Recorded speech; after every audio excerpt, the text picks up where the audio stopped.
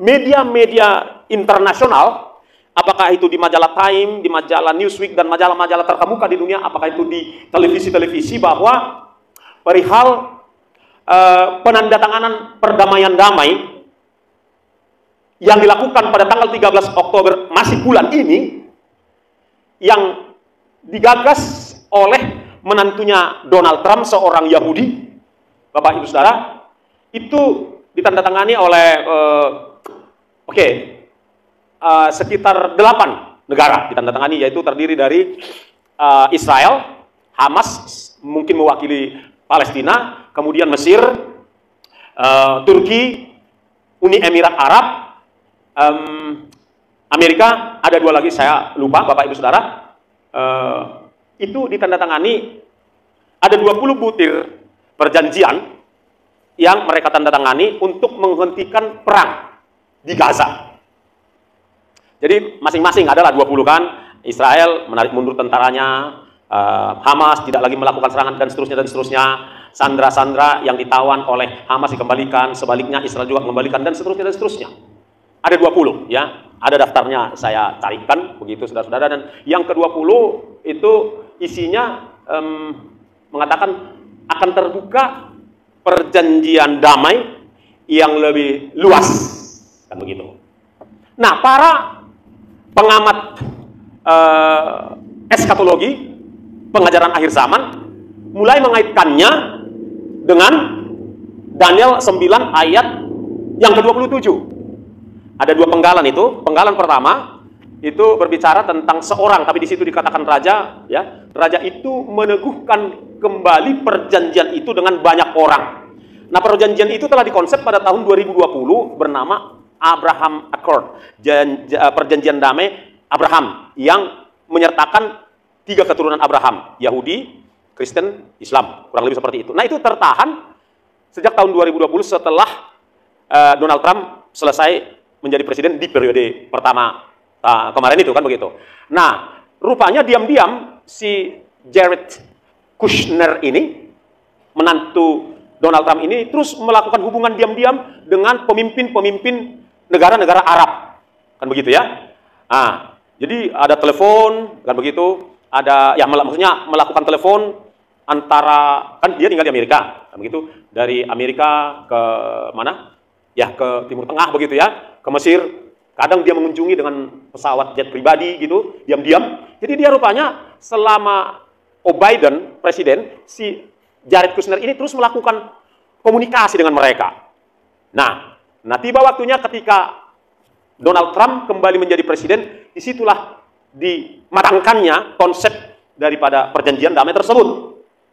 Nah, apakah itu direkayasa terjadinya perang di Gaza mulai dari tahun lalu itu, atau memang sengaja? Tapi yang pasti itu momentum dipakai oleh si Jared Kushner ini untuk menawarkan perdamaian damai baik kepada negara-negara Arab maupun kepada Israel begitu. Nah, ini poinnya adalah jadi itulah yang menjadi berita besar di media-media internasional. Di Indonesia mungkin kurang mendapat perhatian.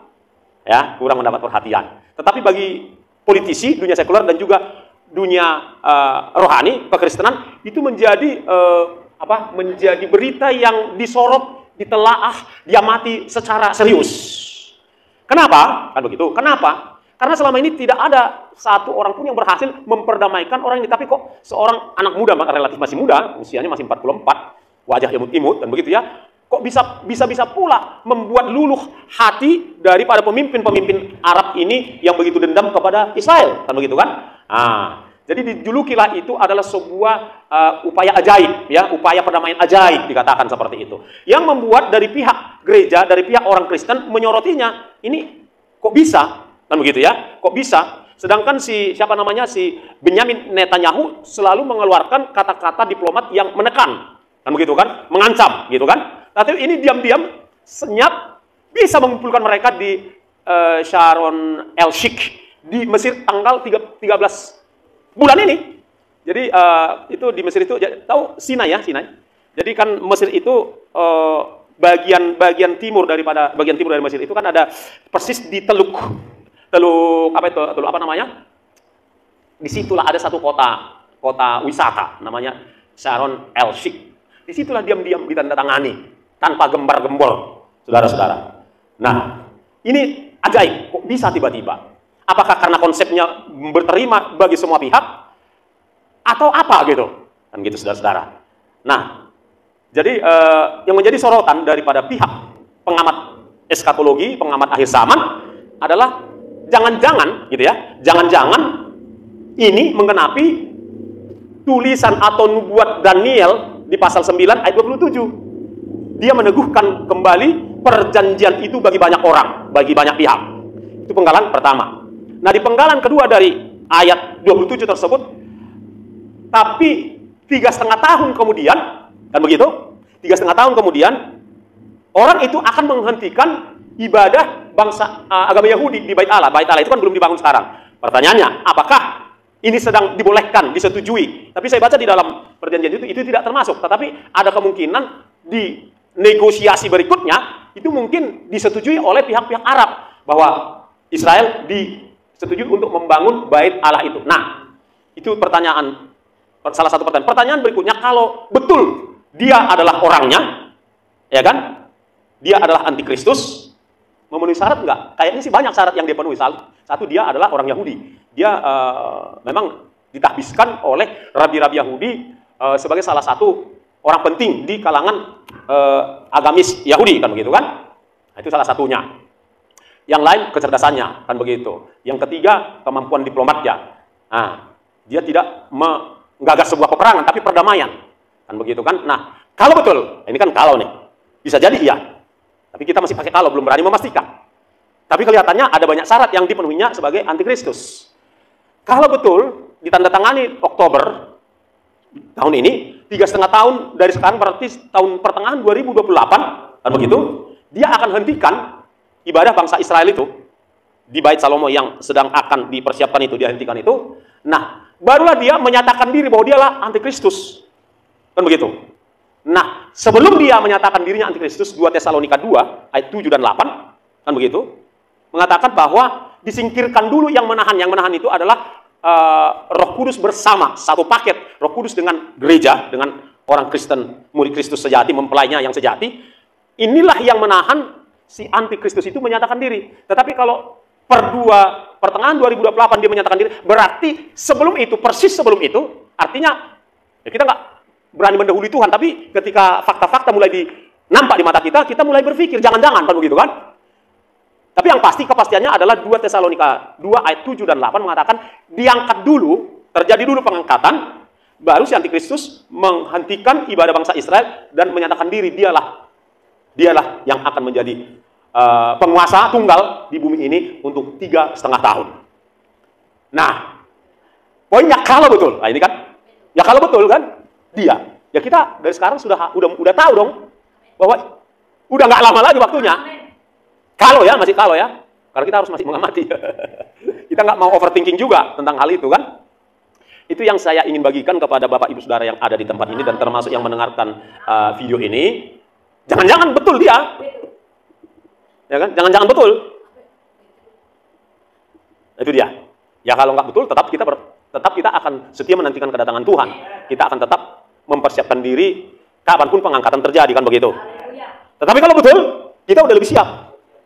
Artinya kalau betul, kita udah tahu dari sekarang, berarti kita udah benar-benar udah benar-benar mulai semakin mempersiapkan diri. Gitu. Jadi jangan saudara keluar dari tempat ini, Pak Jogi bilang pertengahan 2028. Saya nggak bilang begitu. Kalau betul, itu kalimat saya. Ya, siapa tahu betul. Karena belum ada orang yang bisa memperdamaikan itu. Ya, segitu banyak negara yang saling bermusuhan itu. Memang ada yang di luar perjanjian itu. Yaitu seperti Iran di luar, Rusia juga di luar, kan begitu ya. Tapi yang 7 negara ini benar-benar orang-orang yang berkepentingan di keadaan Timur Tengah. Nah, dengar. Kalau ini tentu saja ini kan berlanjut nih. Damai. Jadi ini kan sedang dieksekusi perdamaian itu. Ditariknya, mulai dibangunnya. Ada perjanjian juga untuk membangun kembali reruntuhan di Gaza itu dan seterusnya. Damai. Maka di dalam dikatakan ini penting ya Bapak Ibu Saudara. Di dalam, saya lihat dulu catatan saya. 1 Tesalonika 5, di sana ada dikatakan kalau mereka mengatakan damai-damai, maka mereka tiba-tiba ditimpa oleh masalah. Kan begitu. Di 1 Tesalonika 5 berapa? Nanti tolong di ya, ayat 3 ya. Itu. Nah, jadi ini maksud saya bagikan ini sebelum khotbah supaya apa? Jemaat di tempat ini jemaat di tempat ini yang walaupun termasuk orang yang kurang diperhitungkan tapi diperhitungkan dunia maksud saya. Tapi Tuhan memperhitungkan saudara loh. Kok bisa-bisanya informasi ini ke tempat ini duluan saya bagikan. Poinnya adalah berarti saudara penting di mata Tuhan.